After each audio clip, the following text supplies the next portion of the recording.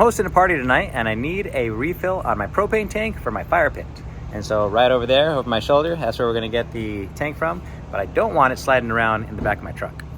So let me show you this real quick while I'm waiting for the gas pump to fill my truck.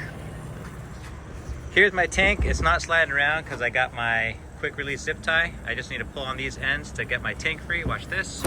There we go. I can take my tank out. So one option is to just leave it back there and let it roll around all crazy. Oh. Now if you look in the lower left hand corner of the bed, you can see some orange paracord. I don't even know what it's there for or why I put it back there. But this section here is going to be more than enough to tie off what we need to. The rails in my truck have holes about every 10 inches. That's what we're going to use to tie off our cylinder. And so my piece of cord, I just found the two ends and I'm going to match up the middle. There we go. I'll take that midpoint and thread it through. Go through my cylinder. Okay. Now I'll hold my loop parallel to the ground. I'll take my fingers, I'll reach in, going from the sky to the ground, pinch around, and I'll hold it just like that. Okay. To keep a nice lock in this cord, I'm going to add extra turns to each finger. So here's one on this side and then one on that side. There we go. Let's keep those together. Now I need to take my strands on the left-hand side and thread them through the turns I made in my right hand. I'll take one. I'm just going to place my finger right up against. I'll match it up with my other one, and I'm just going to sweep them all off. There we go. Now I can just pull this side in. Good. I'll do the same thing with the other side. Just make sure you hold on to your loop so it doesn't fall through. Left side, match it up, and then we'll just sweep it through. Okay. Looks kind of a mess, but we can dress it up real quick. So this far side is what has all my turns in it. That's what I'm going to dress up. I'll just pull it. You can already see it starting to come together. Okay. I'm going to pull it tight until I match up with my rail. I have these long loops on top, these big bunny ears. I'm just going to shorten them up. To tighten it down, I'll pull up on these two loops and I'll push down on that zip tie. There we go. Now this is already pretty secure.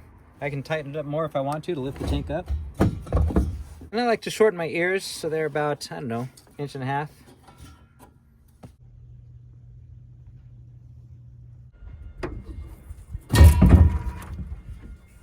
Now here's something you want to watch out for as you tie this. You want to make sure that you have the connecting piece on the right side, and I'll show you what I mean by that. When I originally tied it, I did it from the top to the bottom, from the sky to the ground, and then I pinched it around. So that way, when I ran my threads through, this connecting piece right here in the back was on top. If we do it upside down and it's looking like that, you're not going to get as secure a hold. Let me show you. So this time I'm going to go from the ground up. This is the wrong way to do it. I'll pinch around. Okay. I have my cords here, extra turn here, extra turn here. I'm just going to slip them off to the other side so that we can work it better for the camera. Okay. Now I'll take one thread, sweep it through. There we go. Another thread, sweep it through. Let's tighten it all up. Again, this is the way we don't want to tie it. We have our connecting piece down below our strands here.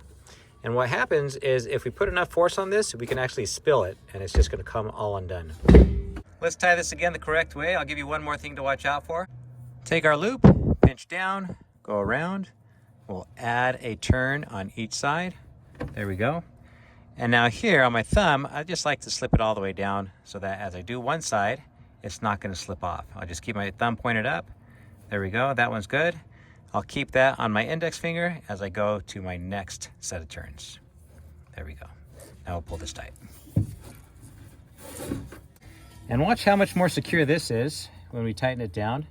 This one isn't going to spill. Now you see our connectors on top, and if I pull on my zip tie, it's not going to spill. And all I need to do to release it is grab onto my two strands. I'll pull, it'll slip through, and there we go, we're out. And if you don't like that whole finger turn method, there's another way you can do it. You'll take your cord and you'll just go around your finger once, separate the strands to go through, wrap it around again, okay? And now when I pull this off, you'll see that I have my double turn on each side and my connecting piece in the back. Now as I thread my cord through, I want to make sure I do it on the opposite side of the connecting piece, otherwise I'll end up upside down. So let's flip this around. Now I'll just take one strand and I'll thread it through. There we go. Other strand and thread it through. Now I'll just pull this all tight.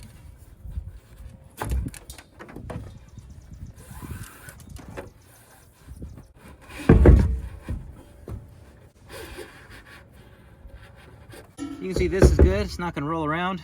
And this little knot structure here, each side depends on the other. So if I pull one, it's gonna fall apart. Thanks for watching. If you'd like to support my channel, you can pick up one of my designs. This is a knotless gear tie using the same cord you saw in the video. Take your cord and point it down the tail, and then you'll wrap it downwards to lock it in. There we go. To tie it off, I'll hook, wrap it around the head, and then I have a black wall hitch to keep it in place. And I don't have to undo it, I can just slide it into place. To undo it, I just go back the way I came.